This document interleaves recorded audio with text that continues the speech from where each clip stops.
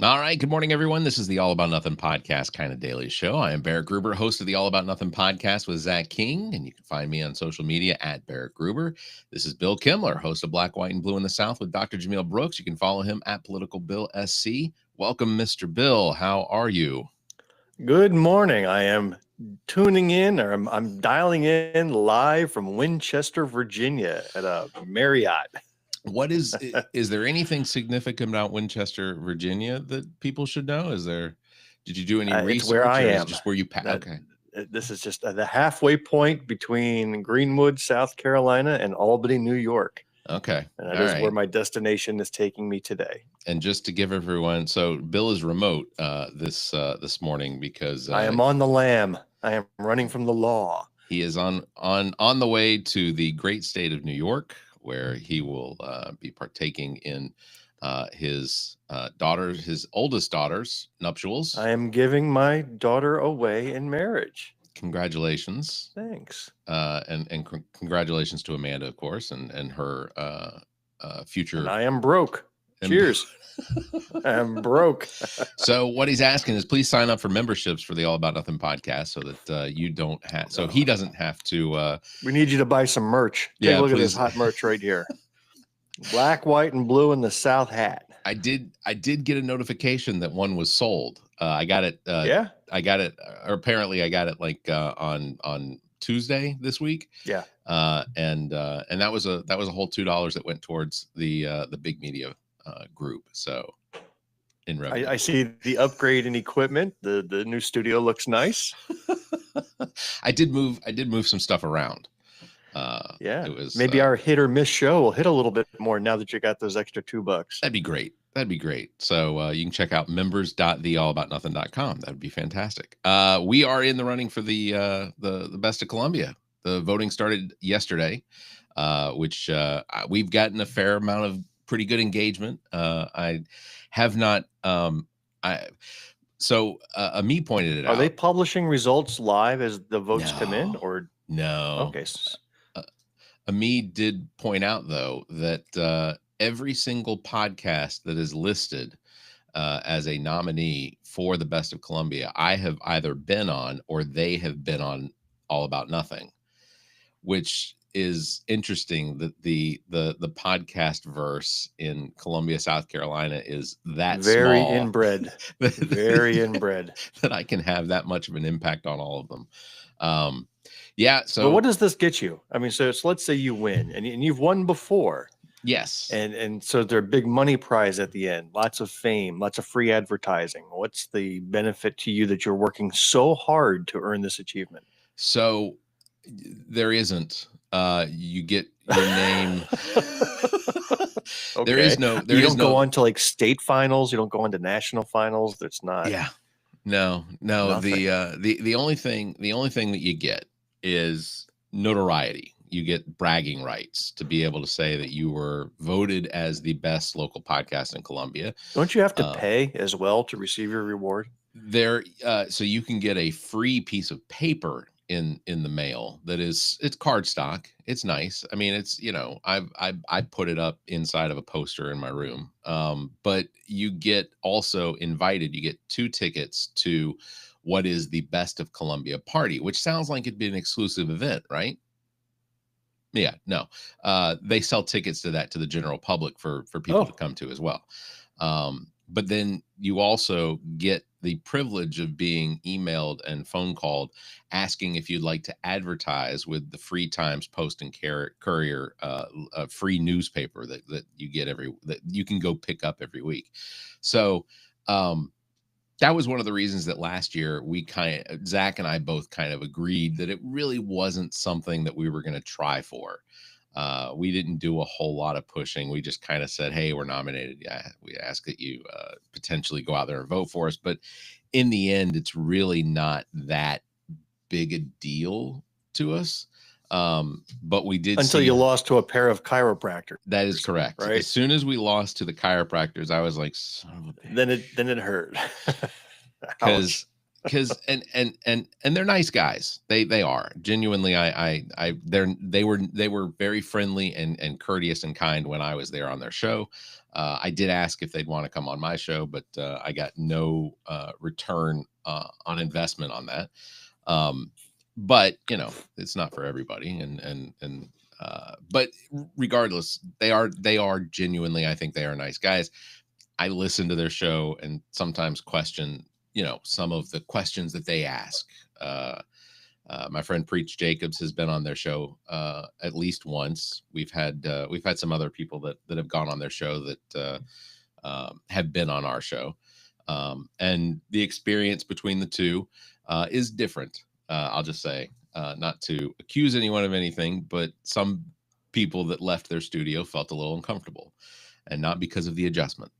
But it was, I'm sorry, that is way too vague for 5:30 in the morning. I know, I need details. Well, like they start making out in front of you. It was that uncomfortable. I mean, what was uncomfortable here? Questions asked sometimes.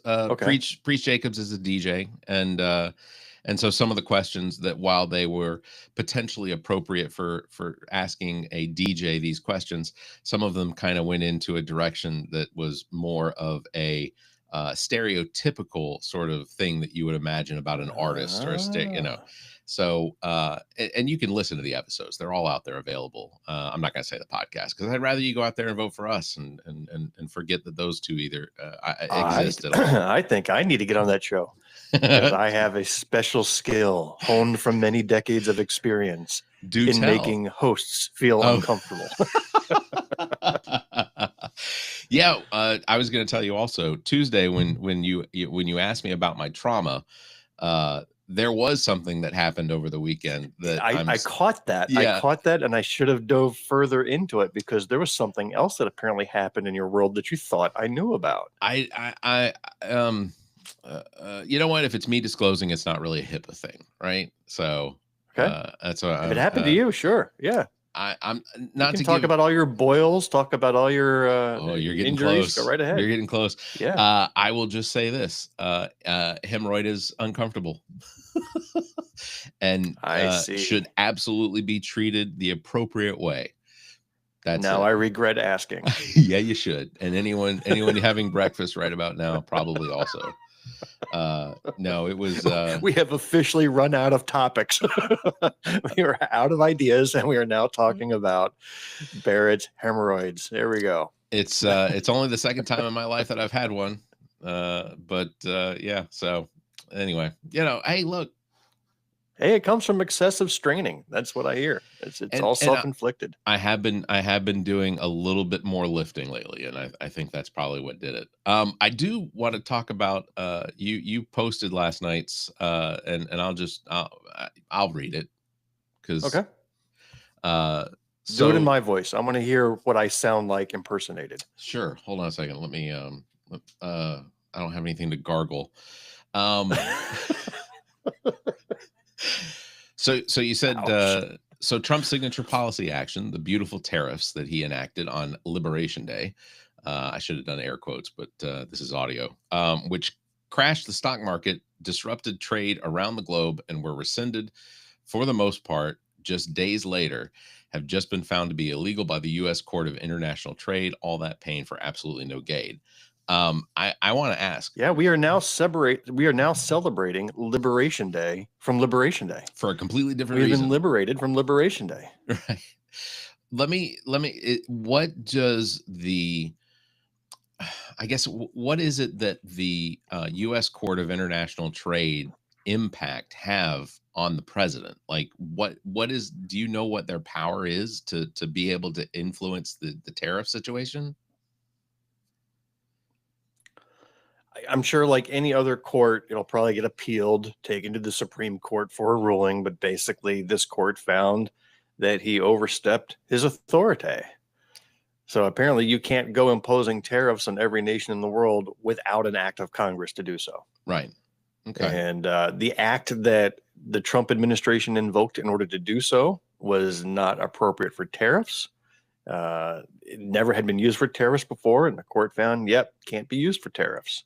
So the interesting thing is that case was brought to that court by 5 businesses represented by conservative Republican lawyers. And it was in front of a panel of judges appointed by Bush and Trump himself. And they all said, hey, this tariff's bad idea. These big, beautiful tariffs, bad idea. So I don't know if that means that every tariff is immediately rescinded, or if it gets appealed and then the Supreme Court either decides to stay it or hear it or what have you.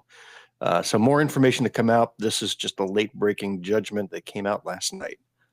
I have to imagine that once the U.S. Court of International Trade has it sounds very official, U.S. court, yeah, right? I would have to imagine that once they come out with a ruling on something like that, that they would potentially file, that there would be an injunction at least to put a halt on any of these tariffs. Like the name of that court makes it sound like The Hague. Doesn't it? You would expect the president to be immediately arrested, possibly executed. Yeah, it just got that official sound to it, like you were involved in war crimes. It does. It has, yeah. I mean, like I imagine like Sean Connery being brought in chains and shackles, and whatnot for his crimes against the. It would be beautiful if he was immediately arrested and sent to Alcatraz. It'd be something. I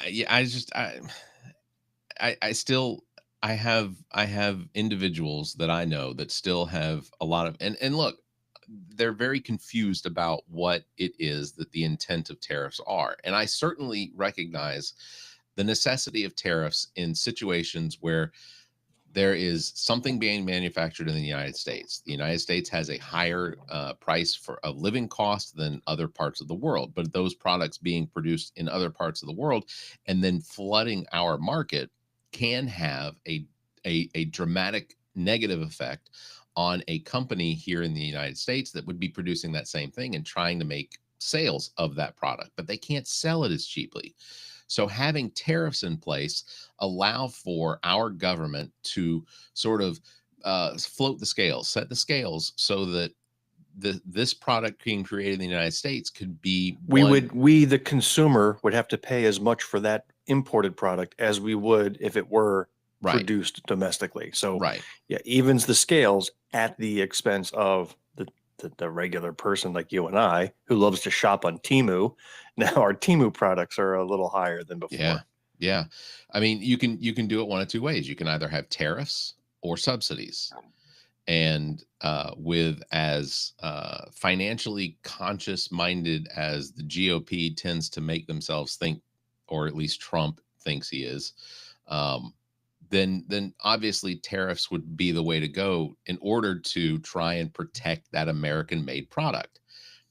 This isn't what that's about. These are reciprocal because Donald Trump sees a difference in what we export to one country and what we import from that same country, and thinks that there's some sort of that those two things need to be equal in order for us to be like trade partners. And that's not the case. Listen, have we ever in our 40 some years talked about international trade before? Never, right? We never used or talked about tariffs. We never cared about it. It was only when this buffoon came out with this chart and said, we're going to start imposing tariffs on island nations occupied only by penguins, that you realized, okay, we better be paying attention here. Because normal presidencies, normal administrations impose tariffs. There's Congress imposing tariffs, and it's very targeted, it's strategic, it's thought out, there's lots of math behind it. It's smoother to the point where you and I don't notice it, and you just let the experienced economists work it out. But instead, you get a guy that went on ChatGPT, came up with a bunch of countries and random numbers, and then said, all right, here we go, 150% tariff on everything coming out of this nation. You realize that you were dealing with incompetency. You're dealing with buffoonery, and it's coming at the expense of especially small businesses in our country that have had to close up shop because now their livelihood has just been taken away from them because there's no thought process behind this. The waffling back and forth. Did you see the little video I posted that I shared? It had Bugs Bunny and Daffy Duck on it. pulling a sign off a tree that said, rabbit season, duck season, rabbit season, duck season. Classic. The sign said tariffs on, tariffs off, tariffs on, tariffs off. That's this administration. It is chaotic without thought process. And you only have the MAGA hats back there going, oh, what a genius at everything he does. When the market reflects, no, he is not a genius. When all international trade, not a genius. It's just random chaos. And that's why we're talking about it today and have never had to talk about it before. Well, and the trade and the trade court coming out and nullifying these tariffs, it is also an indication of just how chaotic this whole thing is. The fact that I mean, I can't think of another time that there was some sort of a ruling that had to come out of the U.S. Court of International Trade. I don't think that would have made headlines under another administration. So what we have is a president who continues to just throw spaghetti at the wall in this spaghetti for breakfast. But and none of it sticks. Like, he has to back down. We're now in this. Have you heard of him as the was it a taco trade? No. Have you ever heard of taco trade being used? Oh, you need to Google taco and Trump. And I want you to tell me what it stands for when you pull that up, because it was published in the Wall Street Journal, and a CNBC reporter asked Trump directly yesterday about him being called a taco president. So the Hill. So this is directly from the Hill. President Trump on Wednesday bristled when asked. Bristled, yeah. Yeah, bristled when asked about a new Wall Street based term based on his tendency to reverse his tariff threats, defending his approach and dismissing the question as nasty. A reporter asked Trump in the Oval Office about what was dubbed a Financial Times columnist as a taco trade, the acronym that stands for Trump always chickens out. Nice. That has caught on like fire. And the fact that a reporter asked him directly to his face, brilliant. That person needs a Pulitzer Prize or whatever the prizes are for journalism. And ultimately, what I'd love is for the more journalists to stick him like that, and they are. I'm seeing more journalists. Caitlin Collins was one with CNN. I haven't heard a lot out of her lately, but as far as like any of the clips that I was seeing pretty frequently, but like, that's what I want. But I was going to bring up there was a town hall in let's see, this is for Representative Ashley Hinson. Last night she held a town hall for her constituents where she was forced to defend Donald Trump in his massive spending bill. We saw another town hall just recently, I think it was this week, where one of the representative that was holding the town hall was asked questions about why he would support this big, massive, beautiful bill that had a piece of it that allows for the president and his executive branch to ignore subpoenas from either Congress or law enforcement. And why? And he said, well, I was not in favor of that. And well, I think he said, I didn't know it was in there when I voted. That's right. But he wouldn't, knowing that it was in there, he is not in favor of that. And it's like, well, you can't repeal the stupid thing now. I mean, you can just hope that the Senate doesn't take it up to vote, or that they vote it down and send it back to you, which ultimately I suspect that's probably what's going to happen, because the Senate is one that really loves their subpoena power. So I think the congressmen and congresswomen are very susceptible to peer pressure when inside those chambers. And now they are truly scared to face their constituents, their supporters, their MAGA hat wearing people that are now saying, whoa, what did you just sign us up for?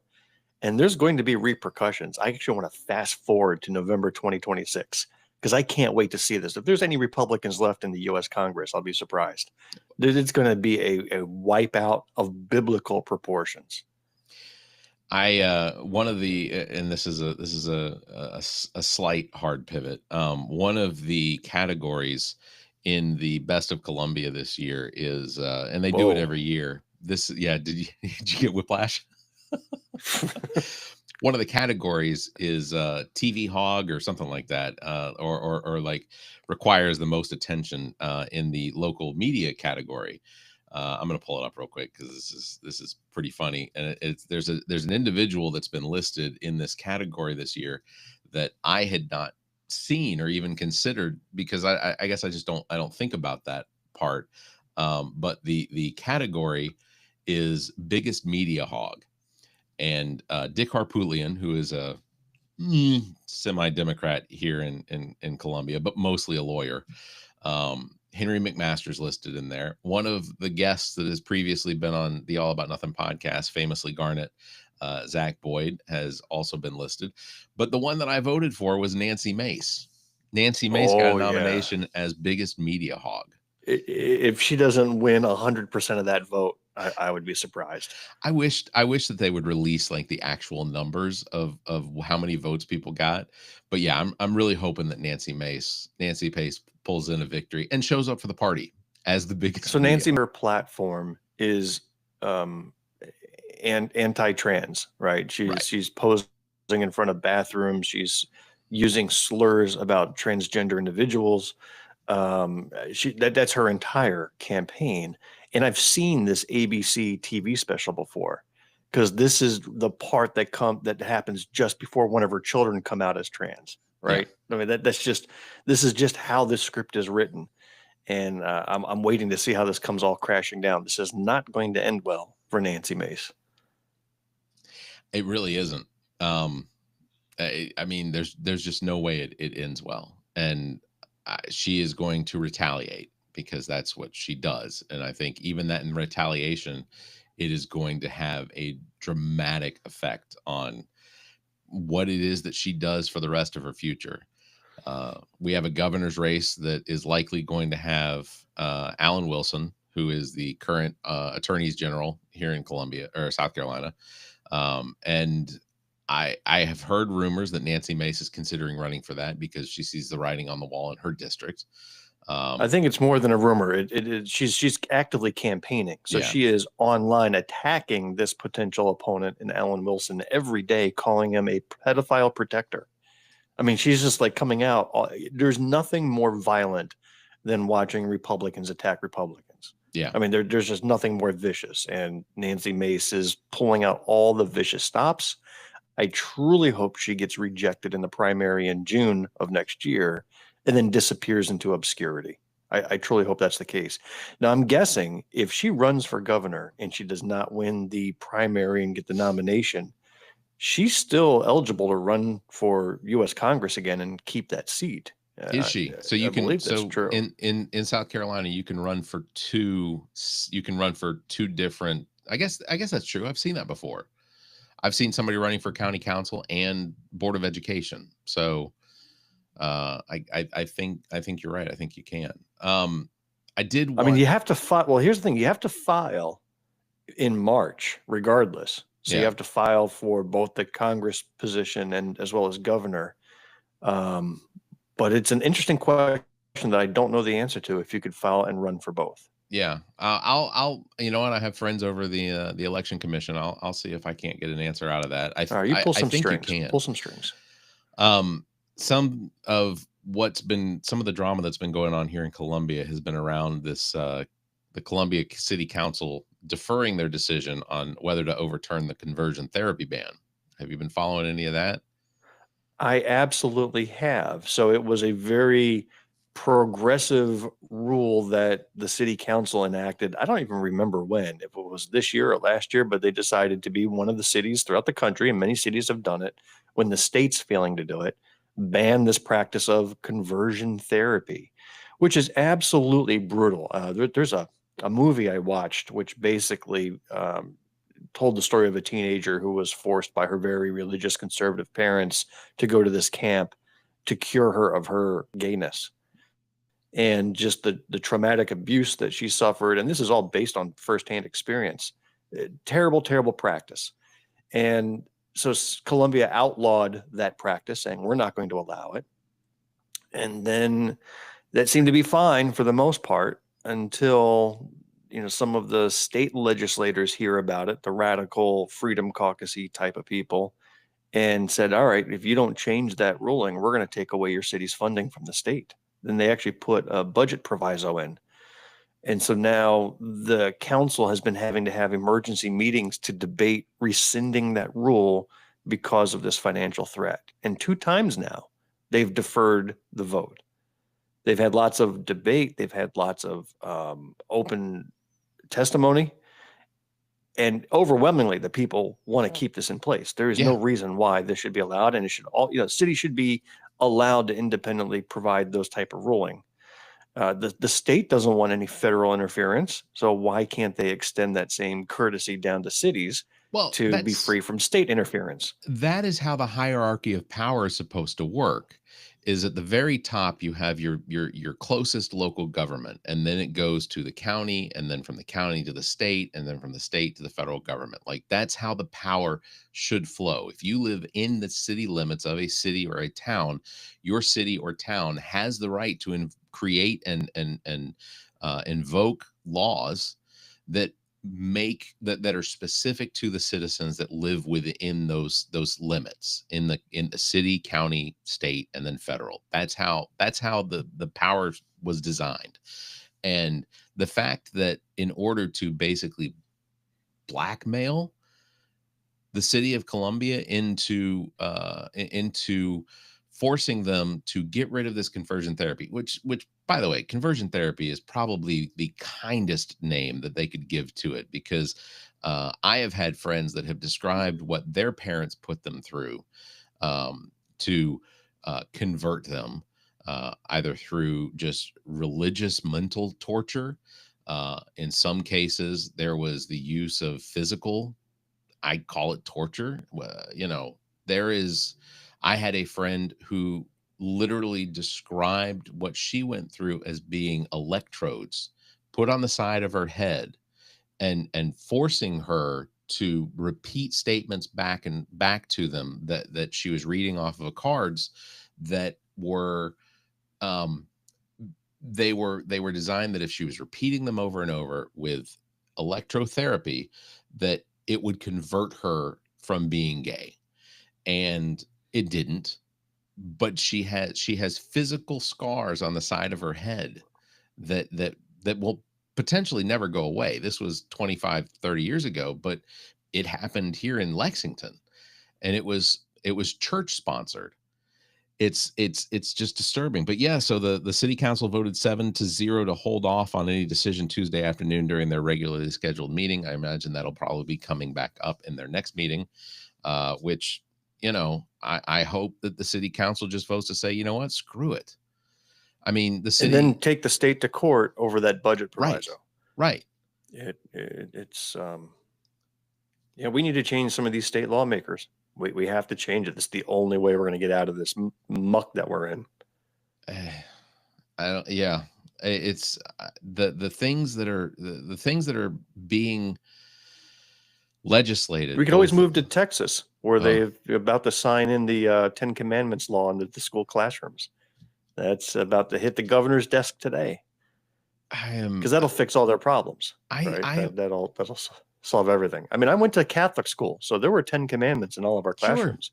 Sure. And let me tell you, we were just the most delightful bunch. Not a single kid misbehaved. We were all clean as a whistle, very holy. We walked out of that school with halos over our head. It really is an effective means of enforcing no premarital sex. There was no drug use. None of us ever looked at a bottle. Seriously, I remember my freshman year at this school. It was Paul VI High School, and my first year, a pair of seniors were caught having sex in the chapel. I mean, this is what happens in these Christian Catholic schools. It's and one like of them was a public the priest. School. Oh, stop now. That's scandalous. Now it's blasphemous. Is it though? There's factual evidence. Well, yeah, true. Maybe not in that case. Look, and don't get me wrong. I am sickened by the abuse that takes place in all religion by the power at the top taking advantage of the weak or the meek at the bottom. That wasn't what Jesus intended. that is my biggest struggle. Well, that was another hard pivot. Yeah. And we're out of time. No, Yeah. I just, I do, I feel that as far as Catholicism, and I am a non-practicing Catholic. I'm still Catholic. I've not been excommunicated, but uh, my desire I'll would have to be put you through a Catholic trivia session to see how true of a Catholic you were. I'm going to put you okay. to the test. Okay, we can do that. See how much you remember. I remember my Apostles' Creed. I remember my Hail Marys. Do you remember how many stations of the cross there are? There are 12 or 13. Well, see, you can't say 12 or 13. It's a very important number. It can only be one. Is it 13? And it might not even be both of those. So we'll come back to that. I'll come up with a Catholic trivia for you. See how much of a Catholic you are. This is where we do the flash forward. Next time. Oh, I had News 19 pulled up and it all of a sudden just started playing audio for no reason. We'll do that flash forward where it's next time on the Kinda Daily Show. You are not a Christian, sir. You can't handle the Christianity. Anyway, sorry. Okay, I'm done. That's going to wrap it up because I have to go to work and you have a wedding to get to. Are you going to see your daughter today? That's right. No, I won't see her until tomorrow. Okay. And the rest of the family flies up on tomorrow. So I'll be picking up the wife and the other kids at the airport tomorrow, and it's off to the races for a couple days. Well, I hope that it is an outstanding celebration and that everyone has a really good time. I was going to ask you what type of wedding guest you are. Let's say you were not. I'm not a wedding guest. I am a father of the bride. So, but at a wedding, it's a different role. What type of wedding guest are you? Lampshade on the head kind of guy? Are you? No. Just sit in the back and be happy. I'm a mellow, not a center of attention type of guy. Not at a wedding when it should be on the bride and groom. Okay. I was just curious. I also, and another hard pivot, the Democratic Democratic Party convention for South Carolina is this weekend. Yeah. Are you going to the fish fry or any of that stuff? So I will be at a baseball game Friday night, and on the way home from the baseball game, the baseball games don't go super late, so there is the potential I may try and drop by to hang out. But no, I did not. No one invited me to the Blue Palmetto dinner this year. Well, basically nobody, meaning me, because I'm the one that's brought you there the last couple of years, and twice. Yeah, and this year I can't go because of a wedding, and therefore Barrett did not get an invite, so he's been locked out. That's okay. There are other people that are potentially watching right now that could have invited me. I wouldn't have. Listen, there's no way you're going to beat what we saw last year with Cory Booker and Raphael Warnock speaking. Two of the best speakers I'd ever seen. That was fantastic. And I will also say that Cory Booker is one of the greatest selfie takers I've ever seen in my whole life. When like with fans. Well, here's a real tease. I actually have a thought on Cory Booker that I want to bring up next Tuesday. So I will see you next Tuesday. All right, that's going to wrap it up. Thank you very much, Mr. Bill, for joining this morning. I know being out there on the road can be a havoc. I'm trying to find my cards. So thanks for joining. And we like the view of your hotel there for one night. Big thanks for everybody tuning in. Don't forget, you can follow me at Barrett Gruber and Bill at politicalbillsc. You can catch us live every Tuesday and Thursday at 5:30 a.m. Eastern, right here, because apparently, even on vacation, we don't like to sleep in. So thank you very much for tuning in. You all stay safe, be kind, and keep your hands to yourself.